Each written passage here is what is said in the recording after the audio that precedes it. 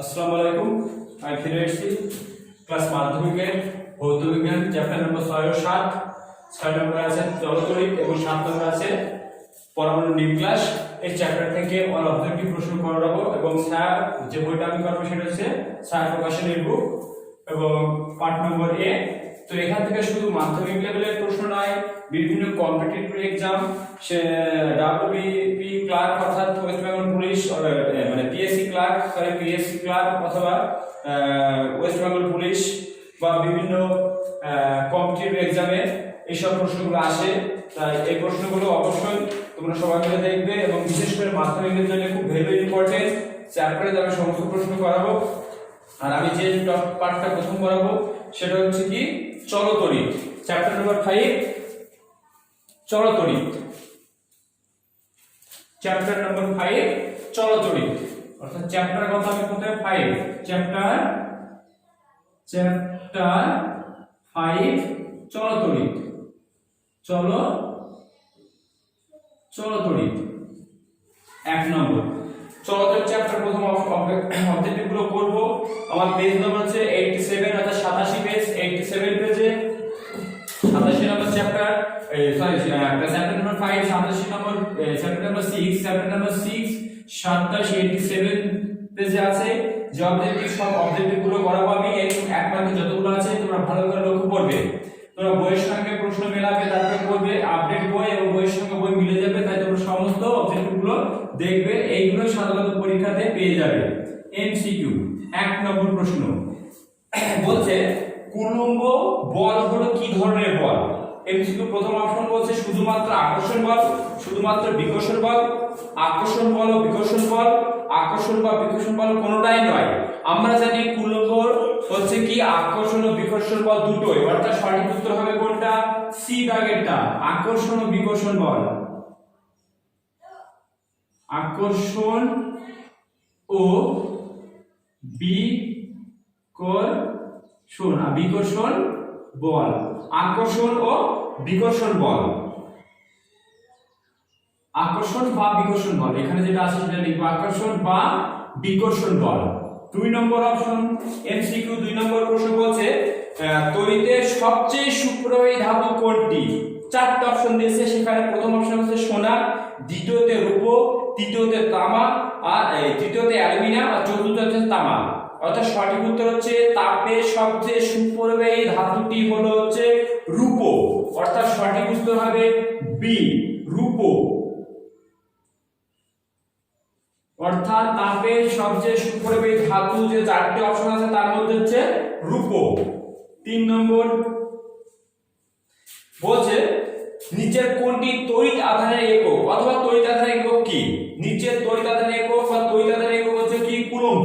তড়িৎ আধানের একক হচ্ছে কি? কুলম্ব। অর্থাৎ সঠিক উত্তর হচ্ছে বি দাগেরটা কুলম্ব।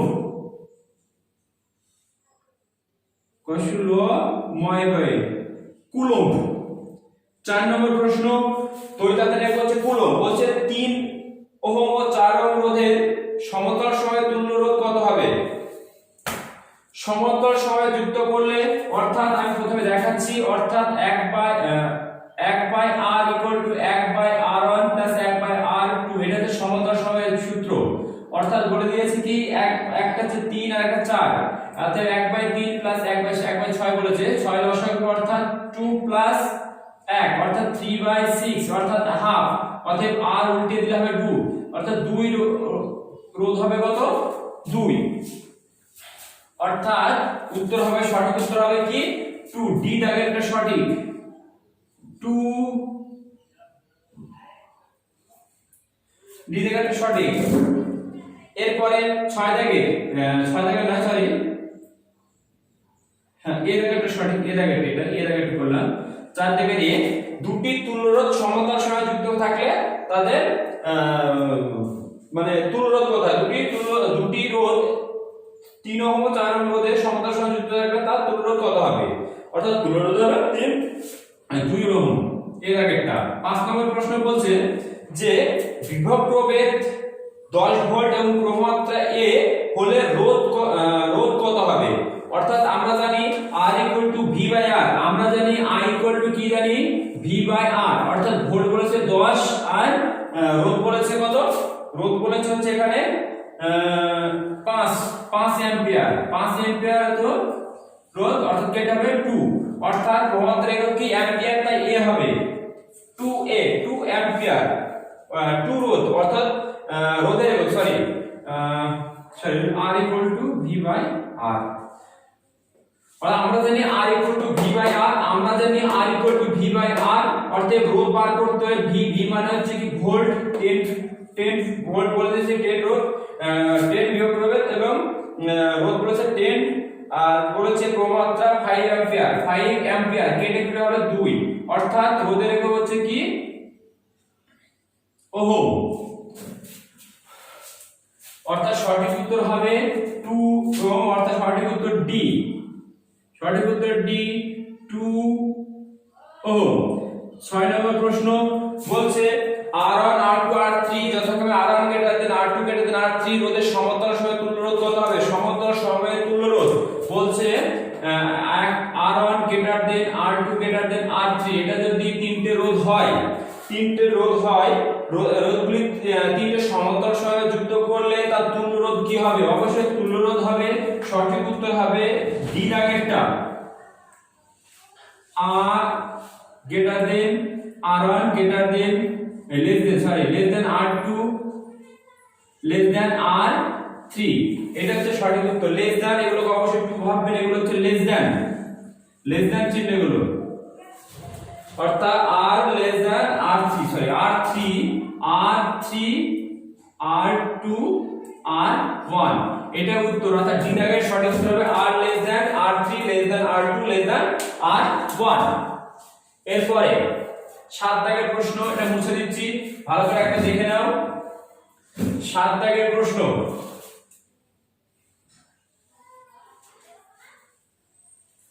7 দাগের প্রশ্ন বলছে নিম্নলিখিত ভৌত রাশিগুলির মধ্যে অ্যাম্পিয়ার কোনটি, অ্যাম্পিয়ার কোনটি, অ্যাম্পিয়ার হচ্ছে 7 দাগের প্রশ্ন, অ্যাম্পিয়ার প্রথম অপশন হচ্ছে coulomb second, volt ohm inverse, volt inverse ohm, অর্থাৎ সঠিক উত্তর হচ্ছে কি ভোল্ট ওহম ইনভার্স, ভোল্ট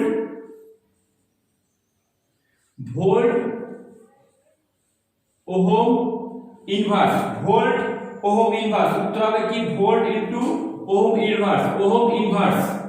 8 নম্বর প্রশ্ন বলছে পরিবাহী রোধ ও সময় স্থির রেখে প্রমাত্রা দ্বিগুণ করলে উৎপন্ন তাপ কি হবে, আমরা জানি H = I² RT by J হচ্ছে তুল্য রোধ, তাই যেটা ভুলে যাও, এখানে বলেছে রোধ আর কাকে সময় কি স্থির রাখবো, R আর T কে স্থির রাখবো, উৎপন্ন তাপ কত হবে, অর্থাৎ H = দ্বিগুণ করলে অর্থাৎ 2I তার হোল স্কয়ার অর্থাৎ 4I² অর্থাৎ 4 গুণ হবে, কত হবে 4 গুণ, অর্থাৎ সঠিক উত্তর হবে বি এরটা হবে 4 গুণ,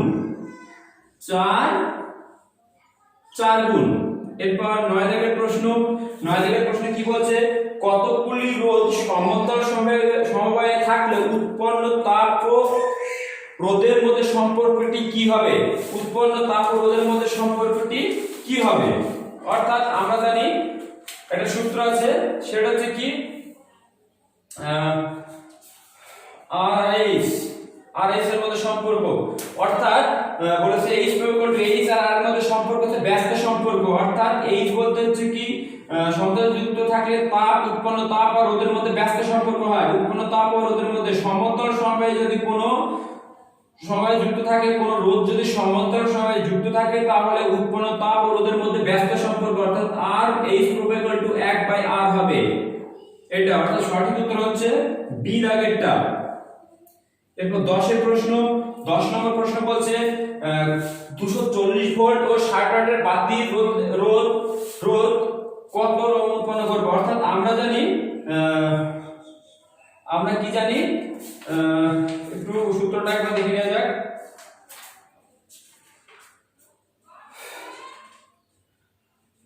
আমরা জানি কি হচ্ছে R আমাকে বার করতে বলেছে ওহম, আর বার করতে বলেছে, R ভোল্ট বলে দিয়েছে, এখানে V বলে দিয়েছে কত, V বলেছে কত, V বলেছে আমাদের 240 ভোল্ট 40 ভোল্ট V এবং বলেছে ওয়াট অর্থাৎ পি এবং ক্ষমতা ফসফর পি মানে হচ্ছে বলেছে 60 ওয়াট 60 ওয়াট 60 ওয়াট।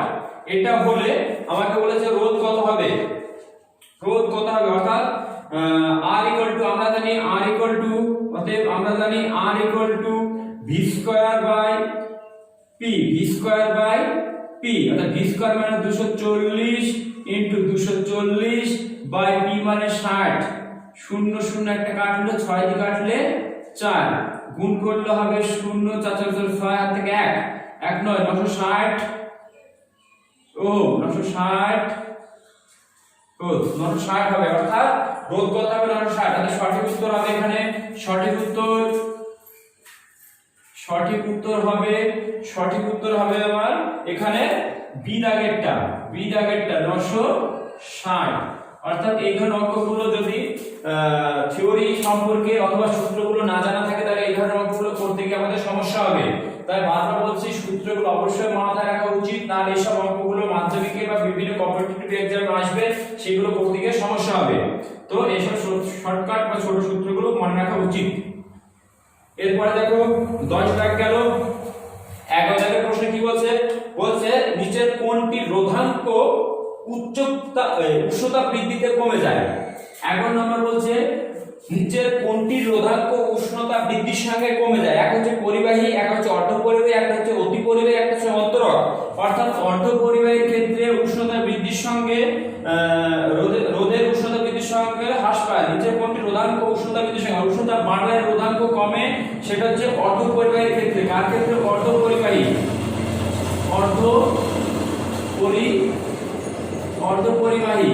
অর্ধপরিবাহী সঠিক উত্তর হবে হচ্ছে বি দাগেরটা, সঠিক উত্তর বি। এরপরে এমসিকিউ শেষ। এবার যাব আমি এক কথায় উত্তর বিভাগ খ এক কথায় উত্তর, বিভাগ খ এক কথায় উত্তর, এক কথায় উত্তর। প্রশ্নগুলো বারবার বলছি, কম্পিটিটিভ পরীক্ষায় অত্যন্ত ভেরি ইম্পর্টেন্ট প্রশ্ন এবং মাধ্যমিকে তো অবভিয়াসলি এসব প্রশ্ন अवेलेबल আসে। তো বারবার বলছি এগুলো ভালো করে দেখবে, প্রথম থেকে শেষ পর্যন্ত দেখবে। এবং এই চ্যাপ্টার থেকে মাধ্যমিকে কম করে না হলে 3 থেকে 4 মার্ক, মানে টোটাল প্রশ্ন প্রায় 5-7 মার্ক আসে। এবং এমসিকিউ দুটো করে, মানে এমসিকিউ বলতে গেলে 1 মার্কের প্রশ্ন দুটো আসবে আশা করা যায়। তড়িৎ আধানের এসআই একক কি? এক নম্বর উত্তর 1 নম্বর প্রশ্ন বলছে যে তড়িৎ আধানের এসআই একক কি? আমরা জানি তড়িৎ আধানের এসআই একক হচ্ছে কুলম্ব। তড়িৎ আধানের এসআই একক হচ্ছে কুলম্ব বা সি। এরপরে আধান 2 নম্বর প্রশ্ন বলছে যে আধানের সিজিএস ও এসআই এককের মধ্যে সম্পর্ক কি? আধান ও সিজিএস এসআই এককের মধ্যে 1 কুলম্ব সমান আমরা জানি 3 × 10⁹ ESU 1 কুলম্ব সমান আমরা জানি 3 × 10⁹ ESU। এটাই হচ্ছে কি আধানের সিজিএস ও এসআই এককের মধ্যে সম্পর্ক। এরপরে 1 কুলম্ব তড়িৎ আধানকে 1 ভোল্ট বিভব প্রভেদের বিরুদ্ধে নিয়ে যেতে কত কার্য করতে হয়? 1 কুলম্ব তড়িৎ আধানকে 1 ভোল্ট বিভব প্রভেদের বিরুদ্ধে নিয়ে যেতে যে কার্য করতে হয় তার পরিমাপ কত? অর্থাৎ উত্তর হবে 1 জুল। 1 জুল কার্য করতে হবে। আমাকে কত কার্য করতে হবে? 1 জুল বাই 1 জে। 4 নম্বর প্রশ্ন বলছে তড়িৎ প্রমাত্রা কি রাশি? স্কেলার রাশি না ভেক্টর রাশি? এটা তড়িৎ প্রমাত্রা অবশ্যই স্কেলার রাশি। কি রাশি? স্কেলার রাশি। তড়িৎ প্রমাত্রা এক ধরনের স্কেলার রাশি। 5 নম্বর প্রশ্ন কি বলছে? ওহমের সূত্র I বনাম V লেখচিত্রের প্রকৃতি কি? অবশ্যই ওহমের সূত্রে হচ্ছে I বনাম লেখচিত্রটি কি মূল বিন্দুগামী সরলরেখা হয়। কি হয়? মূল বিন্দুগামী সরলরেখা।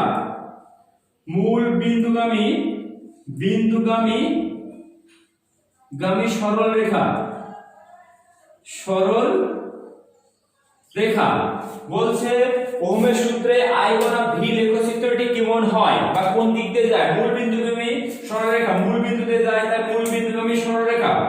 6 দাগের প্রশ্ন, 6 দাগের প্রশ্ন বলছে রোদের অনুন্নককে কি বলে, মানে রোদের উল্টোটাকে কি বলে, এক কথা রোদের অনুন্নককে কি বলা হয়, পরিবাহিতাঙ্ক। কি বলে, পরিবাহিতাঙ্ক। পরিবাহিতাঙ্ক, পরিবাহিতাঙ্ক। রোদের অনুন্নককে বলা হয় পরিবাহিতাঙ্ক।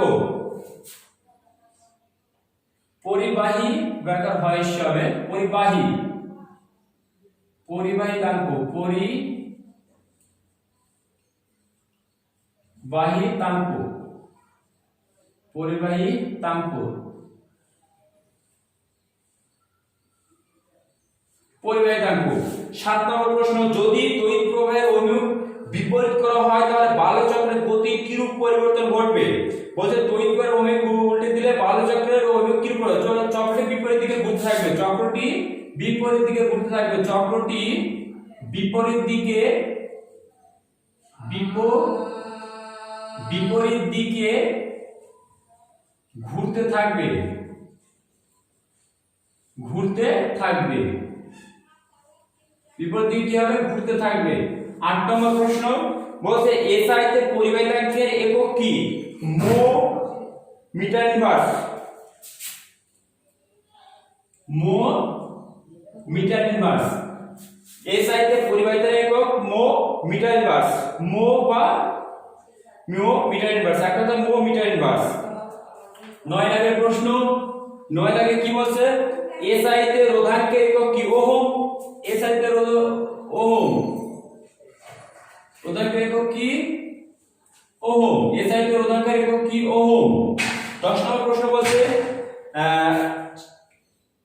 4 ওহমের দুটি রোধ সমান্তর সহায় যুক্ত করলে তুল্য রোধ কত হবে। আমি সমান্তর সহায় যুক্ত করলে বারবার বলছি 1/r আমরা সূত্র জানি 1/r1 + 1/r2 + 1/r3 dot dot dot চলতে থাকে। এবার বলছে এত দুটি রোধ, তার মানে r2 বলতে হবে তাহলে 1/r = 1/4 + 1/4 দুটি, দশক করলে 4 তাহলে 2 + 1 + 1 অর্থাৎ 2/4 অর্থাৎ বিয়োগ করলে 1/2, অতএব r = হবে শুধু 2 অর্থাৎ হবে 2 ওহম। উত্তর হবে 2 ওহম। বলছে দুটি 4 ওহম বিশিষ্ট রোধকে সমান্তর সময়ে যুক্ত করলে তার তুল্য রোধ কত হবে। অবশ্যই এই সূত্র অনুযায়ী, এটা সমান্তর সময়ের সূত্র, এই সূত্র অনুযায়ী করতে হবে, করার পরে আসবে 2 রোধ। এরপর 11 দাগের প্রশ্ন বলছে গৃহস্থালিক বর্তনীতে বিভিন্ন তড়িৎযন্ত্র কোন সময়ে যুক্ত থাকে, সমান্তরাল সময়ে যুক্ত থাকে। কি, সমান্তরাল, সমান্তরাল সমবায়ে, সমান্তরাল সমবায়ে যুক্ত থাকে, সমবায়ে যুক্ত থাকে। 12 দাগের প্রশ্ন বলছে 3টি রোধ মানে 3 ওহম রোধ, 3টি রোধ শ্রেণী সমবায়ে যুক্ত থাকলে আমরা জানি শ্রেণী সমবায় R = R1 + R2 + R3 অর্থাৎ 3টে রোধের বলেছে 3টে রোধই কত, 3 3 করে আছে, এত ওহম অর্থাৎ যোগ করলে হবে 9 ওহম। অর্থাৎ শ্রেণী সমবায়ে যুক্ত করলে রোধগুলো যোগ করে দিতে হয়। শ্রেণী সমবায়ে যুক্ত করলে কোন রোধ যদি 2টো বা 5টা বা 6টা রোধ যদি শ্রেণী সমবায়ে যুক্ত থাকে সেই রোধগুলোকে আমি পরপর যোগ করে দেব, দিয়ে যে উত্তরটা পাবো সেটা হচ্ছে তার তুল্য রোধ। তাহলে বলেছে 3 ওহম বিশিষ্ট 3টে রোধকে শ্রেণী সমবায়ে যুক্ত করে তার তুল্য রোধ কত হবে। অতএব তুল্য রোধ সমান তুল্য রোধ সমান কত হবে 9 ওহম। 12 দাগ গেল। 12 দাগ, এরপর 13 দাগ। চলো আমি এখানে মুছে দিচ্ছি, আশা করি এগুলো দেখা হয়ে গেছে, একটু মুছে দিলাম। 13 দাগের প্রশ্ন কি বলছে দেখো। 13 দাগে বলছে যে তড়িৎ ক্ষমতা কাকে বলা হয়। তড়িৎ ক্ষমতা কাকে বলে, তড়িৎ ক্ষমতা কাকে বলে, একদম সোজা প্রশ্ন। তড়িৎ ক্ষমতা বলতে কি বুঝি, অর্থাৎ তড়িৎ ক্ষমতা দেখো বলছে কোন তড়িৎ যন্ত্রের সময় সাপেক্ষে বৈদ্যুতিক শক্তি ব্যয়ের হারকে, কোন তড়িৎ যন্ত্র সময় সাপেক্ষে যে পরিমাণে কি বৈদ্যুতিক শক্তি ব্যয় করে তাকে তড়িৎ ক্ষমতা বলা হয়। তড়িৎ ক্ষমতা কোন উত্তর লিখছি দেখো, কোন তড়িৎ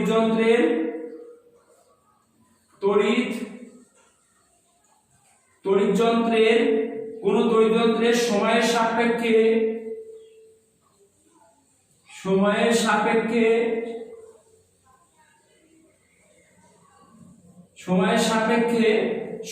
সাপেক্ষে বৈদ্যুতিক শক্তি ব্যয়ের হারকে বৈদ্যুতিক শক্তি ব্যয়ের হারকে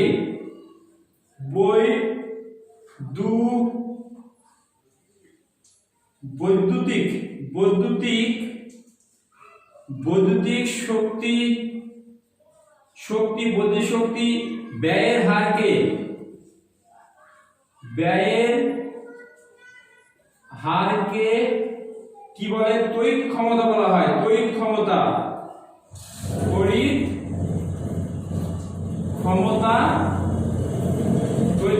বলে। ভালো করে দেখে নাও 13 নম্বর প্রশ্ন। এরপর 14 দাগের প্রশ্ন কি বলছে? 14 দাগের প্রশ্ন বলছে যে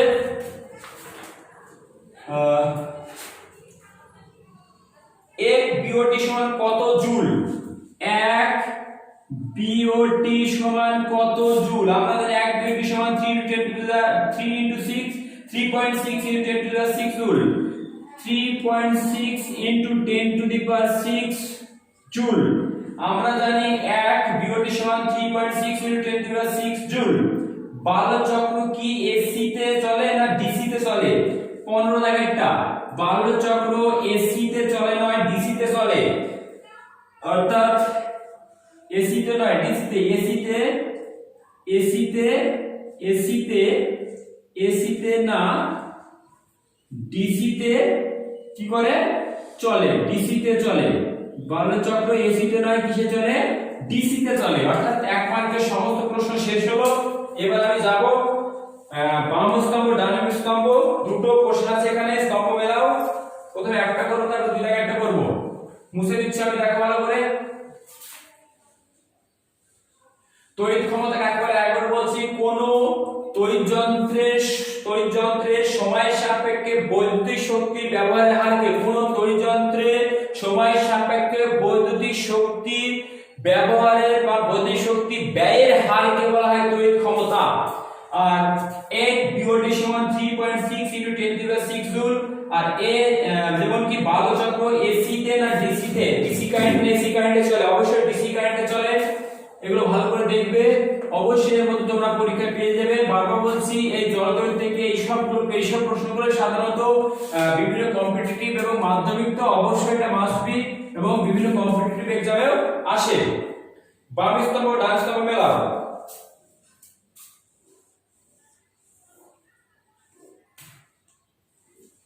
1 নম্বর আমি এখানে এই স্তম্ভ, এখানে বি স্তম্ভ নাম দেব। তোমরা বইয়ে বা প্রশ্নে যা থাকবে সেই প্রশ্ন নাম দেবে। বাম স্তম্ভ থাকলে বাম স্তম্ভ, ডান স্তম্ভ ডান স্তম্ভ দেবে। তড়িৎ শক্তির একক,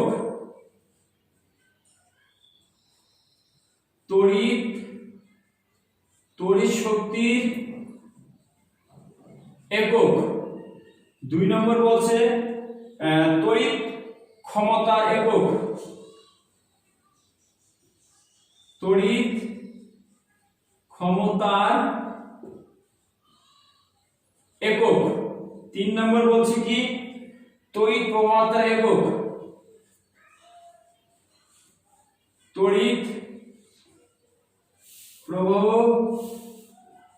প্রবাহ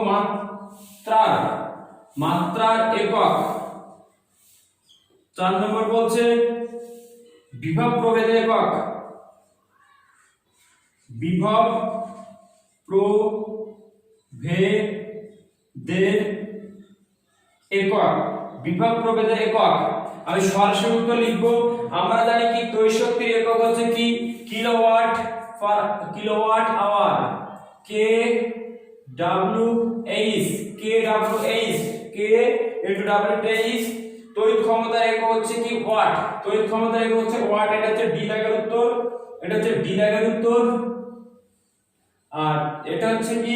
তড়িৎ ক্ষমতার একক হচ্ছে কি? তড়িৎ ক্ষমতার একক হচ্ছে ওয়াট। এ দাগেরটা ওয়াট। ভালো করে লিখে নি। এটা হচ্ছে ডি দাগেরটা ডব্লিউ কে এইচ,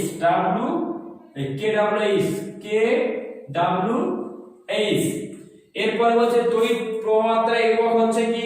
তড়িৎ প্রবাহ মানে হচ্ছে অ্যাম্পিয়ার, সি দাগেরটা কি হচ্ছে অ্যাম্পিয়ার, তড়িৎ প্রবাহ মাত্রা একক হচ্ছে অ্যাম্পিয়ার, বিভব প্রভেদের একক হচ্ছে তড়িৎ প্রবাহ মাত্রা একক হচ্ছে অ্যাম্পিয়ার, বি দাগ অবশ্যই বি দাগ।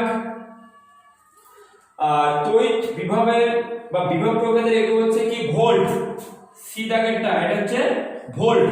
এবার ভালো করে বল, সূত্রগুলো মিলে নাও। তড়িৎ শক্তির একক হচ্ছে কিলোওয়াট আওয়ার, তড়িৎ ক্ষমতা একক হচ্ছে কি ওয়াট, তড়িৎ প্রবাহমাত্রা একক হচ্ছে কি অ্যাম্পিয়ার, বিভব প্রভেদের একক হচ্ছে কি ভোল্ট। এই এককগুলোর মধ্যে একটা একক সাধারণত কোন একটা প্রয়োগ অবশ্যই আসতে পারে, তাই ভালো করে দেখে নাও এখানে। এরপরে স্তম্ভ 2 বাবা মুছে দিলাম, ভালো করে লক্ষ্য করো। একটা স্তম্ভ আছে এখানে, একটা স্তম্ভ করো, দ্বিতীয় স্তম্ভ করব আমি এবার।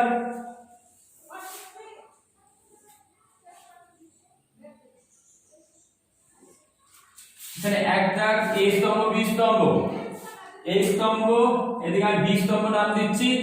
লক্ষ্য রাখবে বইয়ে যা থাকবে যে ডান পক্ষ বাম পক্ষ থেকে ডান পক্ষ বাম পক্ষ লিখবে, বাম স্তম্ভ ডান স্তম্ভ থাকবে বাম স্তম্ভ ডান স্তম্ভই লিখবে, প্রশ্নে যা থাকবে সেটাই লিখবে। যান্ত্রিক শক্তি থেকে তড়িৎ শক্তি, যান্ত্রিক শক্তি থেকে তড়িৎ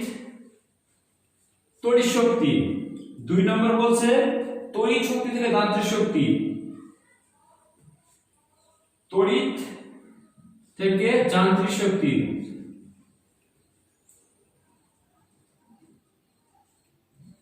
যান্ত্রিক শক্তি। 3 নম্বর আছে তড়িৎ থেকে তাপ শক্তি, তড়িৎ থেকে তাপ শক্তি পাবো আমি, তাপ শক্তি। 4 নম্বর আছে কি রাসায়নিক শক্তি থেকে তাপ শক্তি,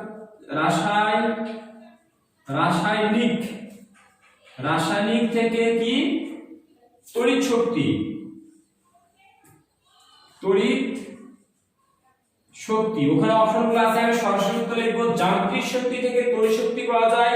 1 নম্বর হচ্ছে কি বি দাগেরটা এসি ডায়নামোতে যান্ত্রিক শক্তি তড়িৎ শক্তিতে রূপান্তরিত হয়, এসি ডায়নামো। বি নম্বর উত্তর এসি, বা ছোট হাতের এসি আছে ছোট হাতের এসি লিখবো, AC AC AC Dynamo, Dynamo. 2 নম্বর হচ্ছে তড়িৎ শক্তি থেকে যান্ত্রিক শক্তি, তড়িৎ শক্তি থেকে যান্ত্রিক শক্তি হয় হচ্ছে বৈদ্যুতিক মোটর, ডি দাগেরটা বৈদ্যুতিক ডি দাগেরটা বলছে তড়িৎ শক্তি থেকে যান্ত্রিক শক্তি পাওয়া যায় বৈদ্যুতিক মোটর, বৈদ্যুতিক মোটর। ডি দাগেরটা বৈদ্যুতিক মোটর, বৈদ্যুতিক মোটর।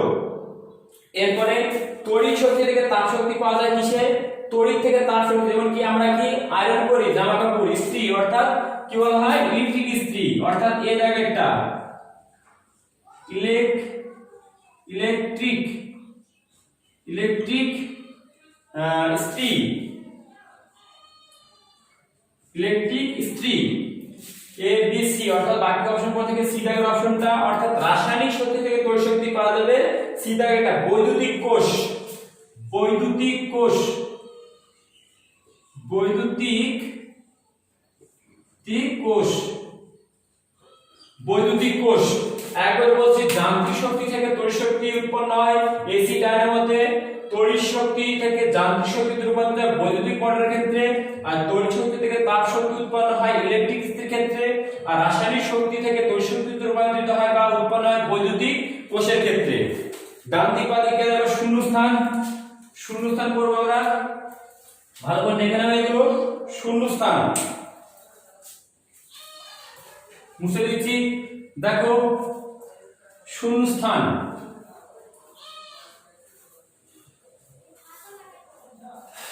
শূন্যস্থানে কি বলছে, 1 নম্বর প্রশ্ন বলছে যে তাপ বাড়লে অর্ধবায়ু রোধাঙ্ক কি হয়, কমে। আগে করলাম আমি 1 নম্বর, অর্থাৎ শূন্যস্থান পূরণ, শূন্য স্থান পূরণ, শূন্যস্থান পূরণ। 1 নম্বর বলছে কি, বলছে তাপ বাড়ালে অর্ধক পরিবাহী রোধাঙ্ক কি হয়, কমে বা হ্রাস পায়,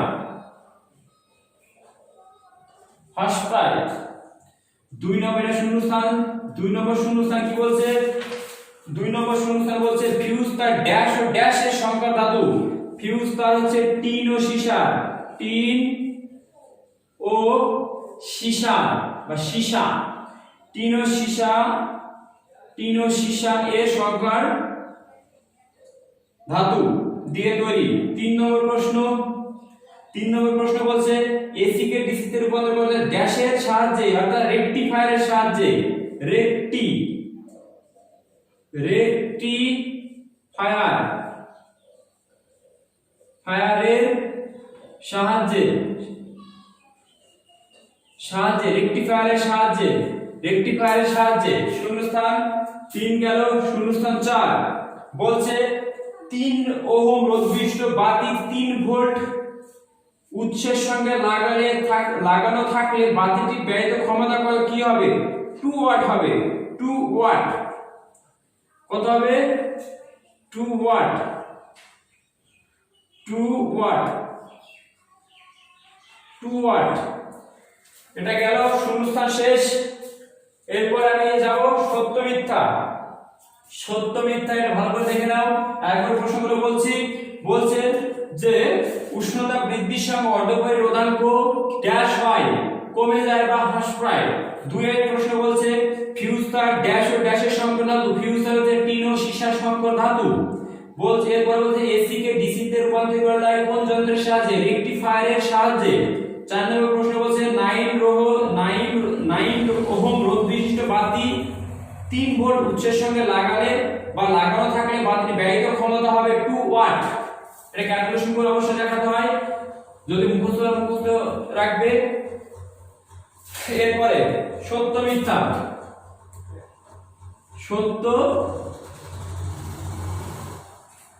মিথ্যা 1 নম্বর বলছে উষ্ণতা বৃদ্ধি পেলে তামার পরিবাহী রোধ ড্যাশ হয়, বাড়ে। উষ্ণতা বৃদ্ধি পেলে তামার পরিবাহী, তামা যদি তাপের সুপরিবাহী তাহলে কি তার উষ্ণতা বৃদ্ধি তার পরিবাহী রোধ বাড়ে। 1 নম্বর হচ্ছে সত্য, অর্থাৎ বাড়ে বলেছে অবশ্যই বাড়ে, সত্য। 2 নম্বর বলছে ডিসি ভোল্টেজ ট্রান্সফরমারের কার্যকরী নয়, ডিসি ভোল্টেজ ট্রান্সফরমারের কার্যকরী নয়, অবশ্যই কার্যকরী নয়, অবশ্যই কার্যকরী নয়, তার মানে সত্য বলেছে। 3 নম্বরে বলছে উষ্ণতা বৃদ্ধিতে অর্ধপরিবাহী রোধাঙ্ক বৃদ্ধি পায়, মিথ্যা। এর আগে আমি বললাম উষ্ণতা বৃদ্ধিতে অর্ধপরিবাহী রোধাঙ্ক কমে বা হ্রাস পায়। 4 দাগের প্রশ্ন সকেটের বৃহত্তর ছিদ্রটি লাইনের আর্থ সংযোগ ঘটায়, সত্য, অবশ্যই আর্থ সংযোগ ঘটায়। আরেকবার বলছি সকেটের বৃহত্তর ছিদ্রটি লাইনের আর্থ সংযোগ ঘটায়। 5 দাগের প্রশ্ন বা ভি, এই চ্যাপ্টার লাস্ট অবজেক্টিভ বলছে সিএফএল এর ও সাধারণ বাল্বের তুলনায় 80 ওয়াটের এলইডি থেকে প্রাপ্ত আলো শক্তির পরিমাণ অনেক বেশি। অবশ্যই এলইডি অলওয়েজ আদার্স লাইটের থেকে খুবই মানে কম ওয়াট পুড়ে খুব কম শক্তি ক্ষয় করে এবং খুব অর্থ আমাদের কি ব্যয় কম করায়, অর্থাৎ এলইডি বেশি উৎপন্ন বেশি আলো শক্তি পরিমাণ অনেক বেশি আলো দেয়, অর্থাৎ সত্য। অর্থাৎ এখানে চলাচলের যতগুলো অবজেক্টিভ ছিল সব বললাম। অবজেক্টিভ গুলো যা করেছি যদি একটু ফলো করো অবশ্যই ফুল মার্ক যেখান থেকে পেয়ে যাবে। আর এখান থেকে যেসব প্রশ্নগুলো ভেরি ইম্পর্টেন্ট দেখা যাচ্ছে পরিবাহী সূত্র কাকে বলা হয়, তারপর শ্রেণী ও সমতল সমবায় বলতে কি বোঝো, তারপর হচ্ছে বিওটি কাকে বলা হয়, আবার এসি কে ডিসি ও এসি কাকে বলে, ডিসি অপেক্ষা এসি সুবিধা কি, আবার অ্যাম্পিয়ারের সন্তরণ নিয়ম, ঠিক আছে। এই সব সূত্রগুলো, ওহমের সূত্র, রোধের সূত্র খুব ভেরি ইম্পর্টেন্ট, এগুলো ভালো করে দেখবে। বাস এরপর হচ্ছে চ্যাপ্টার নাম্বার 7 নিউক্লিয়াস, পরমাণু বা পরমাণু নিউক্লিয়াস। চ্যাপ্টার নাম্বার 7 পরমাণু বা পরমাণু নিউক্লিয়াস। চ্যাপ্টার নাম হচ্ছে কি পরমাণু নিউক্লিয়াস। পরমাণু নিউক্লিয়াস,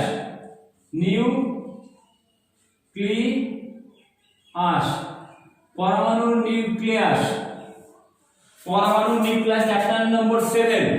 এখানে যে অবজেক্টিভ গুলো আছে সব শেষ করাবো। বইয়ের নাম সাহেব প্রকাশনী বুক। এখানেও বারবার বলছি এখান থেকে পরীক্ষার অত্যন্ত ভেরি ইম্পর্টেন্ট মাধ্যমিক এবং বিভিন্ন কম্পিটিটিভ এক্সামের জন্য বিভিন্ন মাধ্যমিক ও কম্পিটিটিভ এক্সামের জন্য যেগুলো পড়াচ্ছি প্রশ্নগুলো যদি ভালো করে শোনো এবং উত্তরগুলো মুখস্থ করে নাও, কারণ প্রশ্ন আমি ওখানেই বলছি এবং উত্তরটা তারপরেই বলছি। এবং যারা মাধ্যমিক পরীক্ষার্থী তারা বইটা ফলো করবে, বইটা মেলাবে এবং ভিডিওটা দেখার সময় অবশ্যই মিলে ভিডিওগুলো দেখবে। এটুকু আপনার। আর প্রত্যেকটা ভিডিও প্রথম থেকে শেষ পর্যন্ত দেখবে। যদি টেনে দেখো এতে আমার মনে হয় না খুব একটা লাভবান হবে তোমরা, কারণ এখানে কিছু সমাধানগুলো বুঝিয়ে করানো আছে আর কিছু সমাধান যেগুলো মুখস্থ জিনিস সেগুলো মুখস্থ করতে হয়। যেমন কি আধান একক কি, কুলম্ব, এটা বোঝানোর কিছুই নেই, এটা বোঝানোর কিছুই নেই। ঠিক এইভাবে কিছু প্রশ্ন আছে যেগুলো বোঝানোর কিছুই নেই, কিন্তু কিছু প্রশ্ন আছে কিভাবে আসলো তার উত্তরটা সেটা বোঝানো আছে, সেটা বোঝানো হয়েছে। চ্যাপ্টার নাম্বার 7 প্রশ্ন হচ্ছে 1, চ্যাপ্টার নাম্বার হচ্ছে নিউক্লিয়াসের পরমাণু বা পরমাণু নিউক্লিয়াস, চ্যাপ্টার নাম্বার 7। এই চ্যাপ্টারে তেজস্ক্য সম্পর্কে আলোচনা করা হয়েছে। বলছে নিচের কোনটি আলফা বিটা রশ্মির আয়নন ক্ষমতা, অর্থাৎ 1 নম্বর অপশন সঠিক, alpha greater than beta greater than gamma. আমরা জানি তেজস্ক্য মৌল থেকে তিনটি রশ্মি নির্গত হয়, আলফা কোনা বিটা। এদের আয়নিত গ্যাসকে আয়নিত করার ক্ষমতা সবচেয়ে আলফার বেশি, তারপর বিটা, তারপর গামা, সবচেয়ে হচ্ছে কার কম, গামা। এরপর 2 নম্বর প্রশ্ন এমসিকিউ প্রশ্ন করছি আমি, এমসিকিউ ক বিভাগ। 2 নম্বর প্রশ্ন বলছে কোন রশ্মি ভেদন ক্ষমতা সবচেয়ে বেশি। আমরা জানি তেজস্ক্য মৌল থেকে তিনটি রশ্মি নির্গত হয়, আলফা বিটা গামা। তো এর মধ্যে ভেদন ক্ষমতা সবচেয়ে বেশি হচ্ছে সি দাগে, গামা রশ্মি ভেদন ক্ষমতা সবচেয়ে বেশি। গামা রশ্মি ভেদন ক্ষমতা সবচেয়ে কি বেশি, গামা রশ্মি ভেদন ক্ষমতা সবচেয়ে বেশি। 3 নম্বর কোনটি তেজস্ক্রিয় মৌল, C12, এ দাগেরটা বলছে C12, বি দাগেরটা বলছে C14, সি দাগেরটা বলছে O16, আর ডি দাগেরটা বলছে Na23। অর্থাৎ অবশ্যই বি দাগেরটা সঠিক, C14 হচ্ছে একটা তেজস্ক্রিয় মৌল। শূন্যস্থানে গামা রশ্মির বেগ কত? শূন্যস্থানে গামা রশ্মির বেগ আমরা জানি,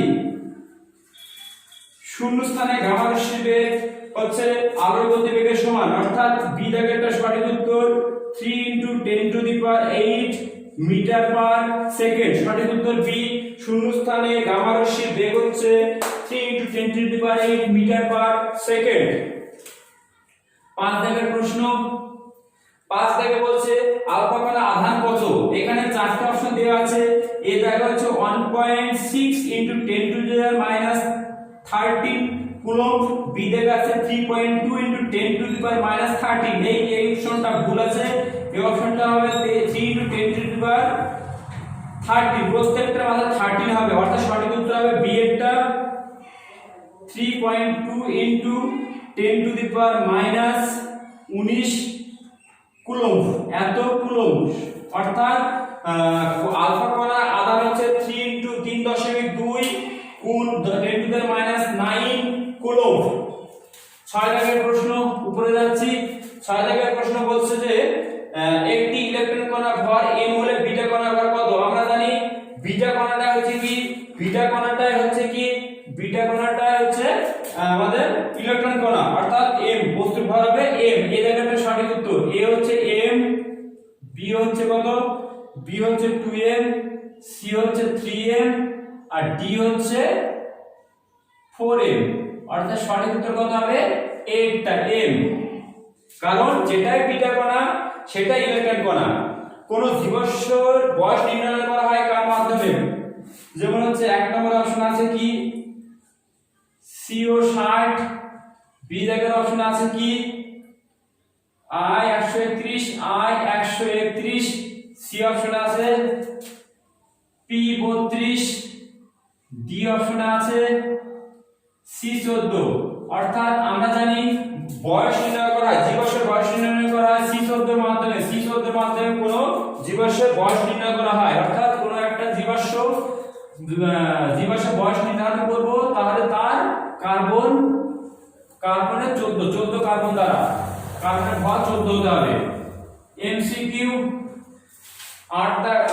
7 দাগ গেলে 8 দাগেরটা 8 দাগ বলছে সূর্যের শক্তির মূল উৎস কি? নিউক্লিয় বিভাজন, নিউক্লিয় সংযোজন, নিউক্লিয় সংযোজন, নিউক্লিয় বিভাজন, কোনটাই নয়, নিউক্লিয় সংযোজন।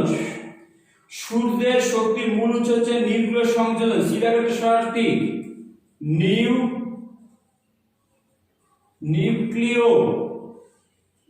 29 দিকে হবে কয়লয়ে নিউক্লিয় সংযোজন নিউক্লিয় সংযোজন। সঠিক উত্তর সি। অর্থাৎ এমসিকিউ সমস্ত প্রশ্ন শেষ। এরপরে আমি যাব এক কথার উত্তর। এক কথার উত্তর, এক কথার উত্তর বিভাগ খ। এক কথায় বা পূর্ণবাক্য এক কথার উত্তর, পরমাণু নিউক্লিয়াস এক কথার উত্তর। এক নম্বর প্রশ্ন বলছে তেজস্ক্রিয় রশ্মি পরমাণু কোন অংশ থেকে নির্গত হয়? অবশ্যই নিউক্লিয়াস থেকে। কোথায় থেকে? নিউক্লিয়াস। পরমাণু নিউক্লিয়াস থেকে তেজস্ক্রিয় কণাগুলি নির্গত হয়। নিউক্লিয় সংযোজনে যে শক্তি মুক্তি হয় তার উৎস কি? অবশ্যই সূর্য। নিউক্লিয় সংযোজনে যে শক্তির মুক্তি হয় সেই শক্তির উৎস হচ্ছে অবশ্যই সূর্য। 3 নম্বর, তেজস্ক্রিয় বিকিরণে কত প্রকার রশ্মি নির্গত হয়? 3 প্রকার। 3 প্রকার, আলফা, বিটা, গামা। 4 নম্বর, কোন তেজস্ক্রিয় রশ্মি ধনাত্মক তড়িৎগ্রস্ত কণা? আলফা কণা। আলফা কণা হচ্ছে ধনাত্মক তড়িৎগ্রস্ত কণা। আলফা কণা হচ্ছে কি? ধনাত্মক তড়িৎগ্রস্ত কণা। আলফা কণা ধনাত্মক তড়িৎগ্রস্ত কণা। এরপর 5 নম্বর প্রশ্ন কি বলছে? যে কোন তেজস্ক্রিয় রশ্মি ঋণাত্মক তড়িৎগ্রস্ত কণা? কোন তেজস্ক্রিয় রশ্মি ঋণাত্মক? ঋণাত্মক হচ্ছে বিটা। 6 জায়গার প্রশ্ন না 5 জায়গার প্রশ্ন। বিটা কণা হচ্ছে কি? ঋণাত্মক। বিটা কণা কি? ঋণাত্মক। আলফা কণা হচ্ছে কি? ধনাত্মক। এটা ঋণাত্মক। 6 নম্বর প্রশ্ন বলছে একটি আলফা কণার ভর প্রোটন কণার ভরের কত গুণ? 4 গুণ। 4 গুণ প্রায়, অবশ্যই প্রায় লিখবে। 4 গুণ প্রায়। একটা আলফা কণার ভর একটা প্রোটন কণার ভরে কত গুণ? প্রায় 4 গুণ। তেজস্ক্রিয় পরমাণু কোন অংশ থেকে বিটা কণা নির্গত হয়? ওই পরমাণু নিউক্লিয়াস থেকেই।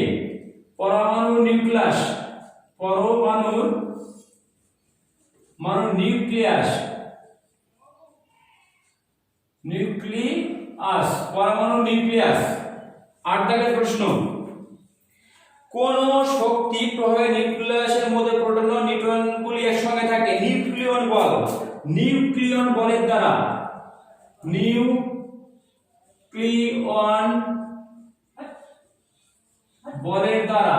নিউক্লিয়ন বলের দ্বারাই হচ্ছে পরমাণুতে প্রোটন আর নিউট্রনগুলি কি হবে? মানে প্রোটন আর ইলেকট্রনগুলি একসঙ্গে জোটবদ্ধ অবস্থায় থাকতে পারে। 9 নম্বর প্রশ্ন বলছে নিউক্লিয় সংযোজন ও বিয়োজনের মধ্যে কোনটি শতকরা বেশি ভর শক্তিতে রূপান্তরিত হয়? নিউক্লিয় বিভাজন না নিউক্লিয় সংযোজন? অবশ্যই নিউক্লিয় সংযোজন। নিউক্লিয়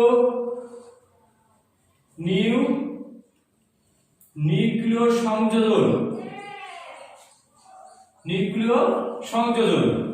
10 নম্বর প্রশ্ন বলছে 238 U92 ইউরেনিয়াম কণা থেকে একটা আলফা কণা বেড়ে গেলে মোলটি উৎপন্ন পারমাণবিক সংখ্যা কত হবে? আমরা জানি কোন তেজস্ক্রিয় মৌল থেকে একটা আলফা কণা নির্গত হলে তার ভর সংখ্যা 4 কমে যায় আর পারমাণবিক সংখ্যা 2 কমে যায়।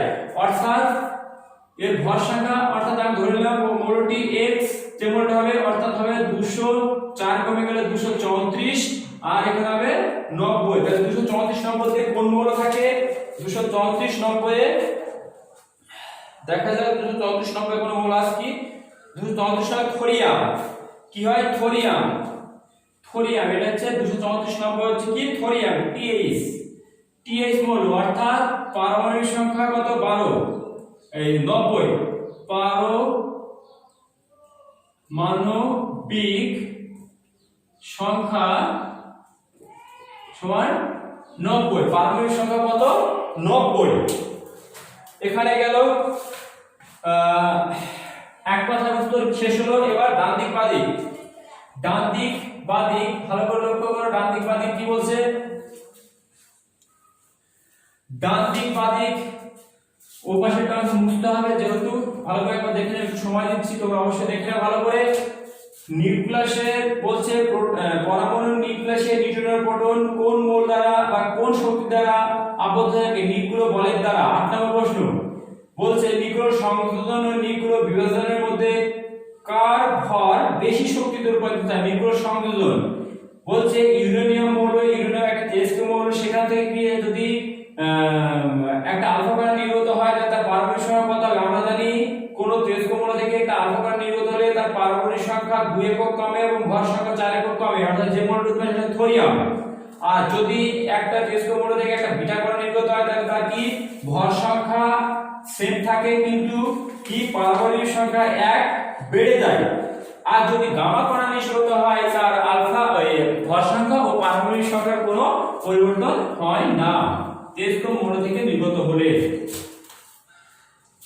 ডান দিক বাঁ দিক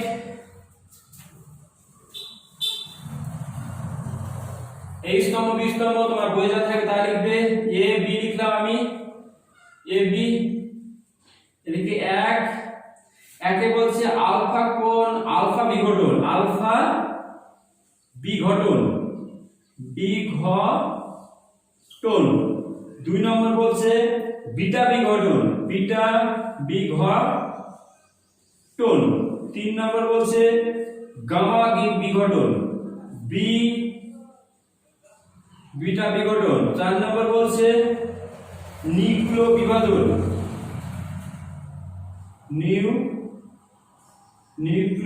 নিউক্লিয় বানানটা বারবার ভুলে যাচ্ছে, নিউক্লিয় বিভাজন,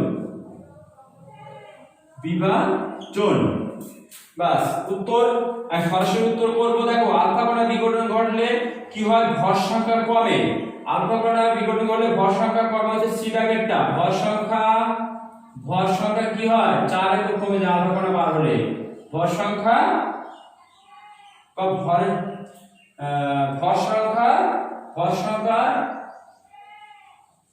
হ্রাস, অর্থাৎ বি দাগেরটা, এটা অবশ্যই বি দাগেরটা ছোট হাতের বিধি, কারণ এখানে বিধিয়েছি। এরপরে বিটা কণা বিঘটন হলে সাধারণত পারমাণবিক সংখ্যা বৃদ্ধি পায়, অর্থাৎ ডি দাগেরটা পারমাণবিক সংখ্যা বৃদ্ধি পায়। পারমাণবিক সংখ্যা বৃদ্ধি পায়, লেখা না বৃদ্ধি, এটা ডি দাগেরটা গেল। এরপর বলছে গামা কণা নির্গত হলে কি কোনো অপরিবর্তিত নিউক্লিয়াস, মানে কোনো পরিবর্তন হয় না, এই দাগেরটা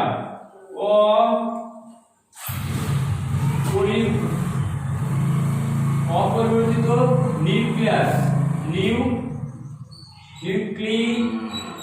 অপরিবর্তিত নিউক্লিয়াস মানে নিউক্লিয়াসে কোনো পরিবর্তিত হয় না, অপরিবর্তিত নিউক্লিয়াস। এ গেল, বি গেল, ডি গেল, সি থাকলো, সি পড়ে থাকছে। তাহলে সি দাগেরটা কি? নিউক্লিয় বিভাজন হয় কেবলমাত্র ভরের হ্রাস ঘটলে, ভরের হ্রাস।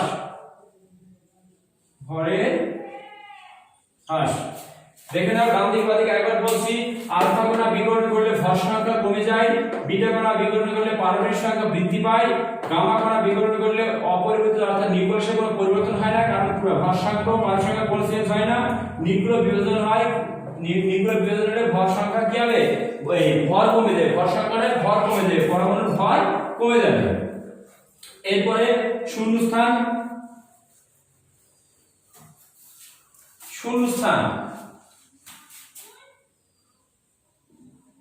শূন্যস্থান এক দাগ শুধু উত্তর লিখবো। আলফা রশ্মি ড্যাশ আধানবাহী কণা স্রোত, ধনাত্মক আধানবাহী কণা স্রোত, ধনাত্মক আধানবাহী কণা স্রোত। 2 নম্বর 222 আরএন রেডিয়ান 86 কণা থেকে বলছে এটা হওয়ার ফলে প্লাস এইচ হিলিয়াম 2 4 এটা উৎপন্ন হলে এখানে আমি ধরলাম এখানে যে মোলটা উৎপন্ন হবে তাহলে কি আলফা কণা বার হয়েছে, যেহেতু ভর সংখ্যা 4 একক কমে গেছে আর এই ভর সংখ্যা 4 একক এবং পারমাণবিক সংখ্যা 2 কমে গিয়েছে, তার মানে কি ভর সংখ্যা 4 কমে গেলে এখানে হবে 218 আর এখানে 2 কমে যাওয়া মানে হবে 84 84 অর্থাৎ শূন্য স্থান হবে এটা, এই মোলটা জানা হবে তাই। এরপরে বিটা কণা বিঘটনে পরমাণু ক্রমাঙ্ক ড্যাশ একক বৃদ্ধি পায়, 1 একক বৃদ্ধি পায়, 1 একক বৃদ্ধি পায়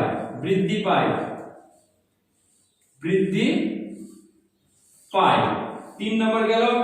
3 নম্বরের শেষ 3টা শূন্যস্থান। প্রথম শূন্যস্থানে ছিল আলফা হচ্ছে ড্যাশ বাহী কণা ধনাত্মক আধানবাহী কণা, আর রেডিয়ানের ভর সংখ্যা 222 এবং পারমাণবিক সংখ্যা 86, সেখান থেকে একটা আলফা কণা বার হয়ে গেছে, তার মানে ভর সংখ্যা 4 কমে গেছে, পারমাণবিক সংখ্যা 2 কমে গেছে, যে মনোটা পাবো তাহলে 222 থেকে 4 বিয়োগ করব যা হবে সেটা, আর 86 থেকে 2 বিয়োগ করব যা হবে সেটা, এটা উত্তর। আর একটা বিটা কণা বিঘটনের ফলে পারমাণবিক ভর বা পারমাণবিক ক্রমাঙ্ক 1 একক বৃদ্ধি পায়। সত্য মিথ্যা?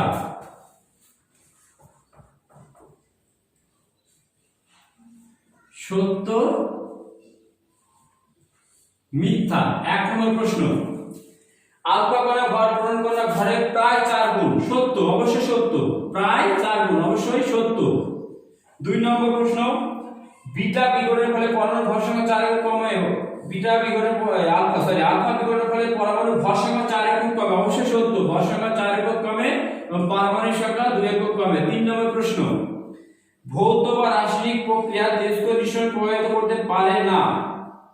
মিথ্যা, পারে, মিথ্যা, ওখানে বলেছে পারে না, এখানে পারে। 4 নম্বর বলছে তেজস্ক্রিয় নিউক্লিয়াসের ধর্ম, অবশ্যই সত্য, তেজস্ক্রিয় হচ্ছে নিউক্লিয়াসের ধর্ম। 5 নম্বর, গামা রশ্মি নিঃসরণের ফলে আদি নিউক্লিয়াসটির ধর্ম পরিবর্তন হলে নতুন নিউক্লিয়াস জন্ম হয়। মিথ্যা, না, নিউক্লিয়াস অপরিবর্তিত থাকে, মিথ্যা। বাস, এখানে অল অবজেক্টিভ শেষ। এখানে কি ধরনের প্রশ্ন আসে চ্যাপ্টার সম্পর্কে আমি একটু আইডিয়া দিচ্ছি, একটু ভালো করে পড়বে। প্রথম হচ্ছে কি তেজস্ক্রিয়তা কাকে বলা হয়? তেজস্ক্রিয়তা কাকে বলা হয়? এমন কিছু মৌল আছে যারা সাধারণ অবস্থায় কি তেজস্ক্রিয় রশ্মি নির্গত করে, তাদের তেজস্ক্রিয় মৌল বলা হয়। তেজস্ক্রিয় মৌল যেমন রেডিয়াম, থোরিয়াম, জেনন, ক্রিপ্টন ইত্যাদি হচ্ছে কি তেজস্ক্রিয় মৌল। তো তেজস্ক্রিয় মৌল, তেজস্ক্রিয় দিলে পরমাণু নিউক্লিয়াসের ঘটনা খুব ভেরি মানে প্রশ্ন আসে, তেজস্ক্রিয়তা যে পরমাণু নিউক্লিয়াসের ঘটনা বা ধর্ম সেটা লেখো, এটা আসবে আসার মতো। এবং তেজস্ক্রিয় মৌল থেকে কি কি কণা নির্গত হয়? 3টি কণা নির্গত হয়, আলফা কণা, বিটা কণা, গামা কণা।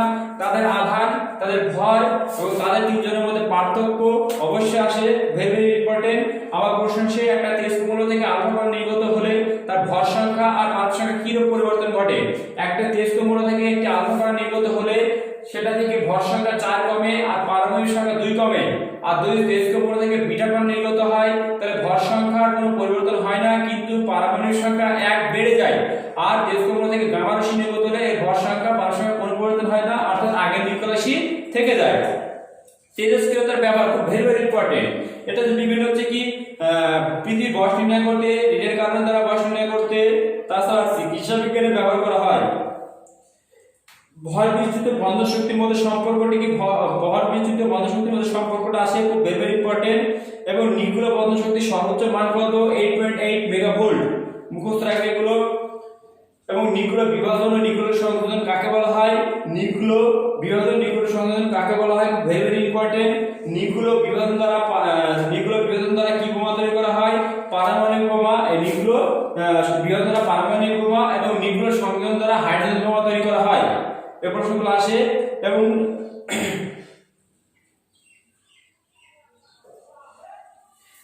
একটা প্রশ্ন খুব ভেরি ভেরি ইম্পর্টেন্ট, যেটা হচ্ছে কি নিউক্লিয় সংযোজনের আগে নিউক্লিয় বিভাজন ঘটানো হয় কেন? কারণ নিউক্লিয় সংযোজন প্রক্রিয়া ঘটানোর জন্য অত্যাধিক পরিমাণে আমাদের তাপ শক্তির প্রয়োজন হয়, সেই তাপ শক্তি সাধারণ অবস্থায় পাওয়া যায় না, তাই নিউক্লিয় বিভাজন ঘটালে প্রচুর পরিমাণে তাপ শক্তি উৎপন্ন হয়, সেই তাপ শক্তিকে কাজে লাগিয়ে আবার নিউক্লিয় সংযোজন ঘটানো হয়। এটা ভালো করে মুখস্থ করবে।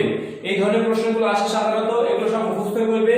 আর যা বললাম বেশিরভাগটা মাধ্যমিকে আসার মতো প্রশ্ন যেগুলো করেছি, আর বিভিন্ন কম্পিটিটিভ এক্সামের আসার মতো, সেটা ওয়েস্ট বেঙ্গল পুলিশ বলো কিংবা গ্রুপ ডি, গ্রুপ সি অথবা পিএসসি ক্লার্ক বা এনি যে কোনো পরীক্ষার জন্য এইসব ফিজিক্যাল সায়েন্স থেকে এই ধরনের প্রশ্নগুলো আসে।